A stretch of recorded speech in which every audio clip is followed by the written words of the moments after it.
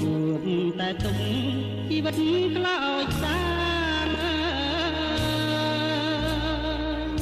ហេតុអ្វីគេតាមចងវេរីកម្មអើយកម្មជាបាបផ្ដំទាខ្ញុំគ្មានស្រណោះ